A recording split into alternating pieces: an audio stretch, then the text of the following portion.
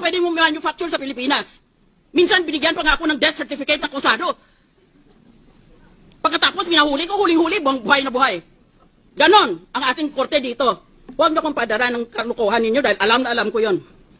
Kayo, nag-practice kayo, 1 taon, 2 taon. Ako, RTC judge. Why would a suspected criminal leave his calling cards at the scene of the crime? Kung noon pa, gusto pala niyang itago ang kayamanan niya, bakit niya ilagay sa pangalan niya? Marami dito sa Pilipinas naglalagay sa ibang papangalan ng ibang tao. Hindi kaya alam ng abogado yon? May master's pa sa Harvard, may doctorate pa sa UST.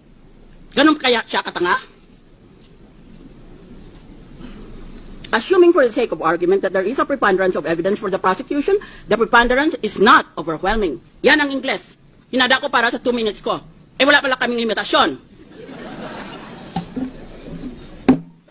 Ngayon Tagalog naman, at hingi na ako ng paumanhin, abansi pa lang, dahil kulang na kulang Tagalog ko. Unang punto, kung matalo ang Chief Justice dito, di ang ibig sabihin pala, ang mga nananalo ay mga honest na tao. Dahil kinondena nila dahil corrupt yung taong yon. Di, palagay din natin na itong mga representante, dahil tayo, we represent the people, isn't that so? That's why we're elected officers. We're supposed to represent our constituencies. Kung hatulan natin may sala yan, di, ibig lang dahil crooked siya, di ibig lang sabihin tayo, honest tayo. Ngayon, kung lahat pala tayo honest, o marami pala tayo sa atin ay honest, why is the Philippines often, or if not all the time, why is the Philippines always ranked as one of the most corrupt countries in the whole world? Yan, sagutin niyo ako niyan. Nagpapakalinis kayo? Aba kung malinis pala ang mga opisyalis natin, at malinis pala sa buong bansa, bakit palagi tayong nililista ng Transparency International as one of the most corrupt countries in the world? Magtitinginan tayo? Sino kaya dito?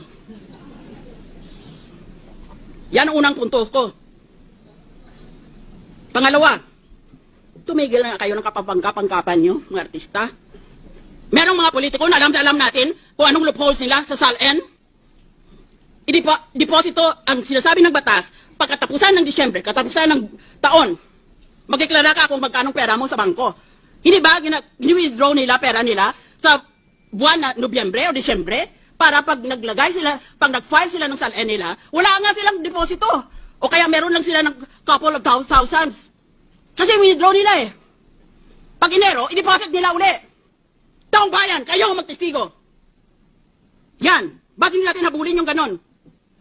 Pangalawa, palusot.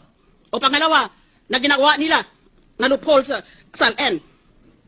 Lahat ng pag-ari nila, real estate, bank accounts, iba pang pag-ari, lalagay sa ibang pangalan.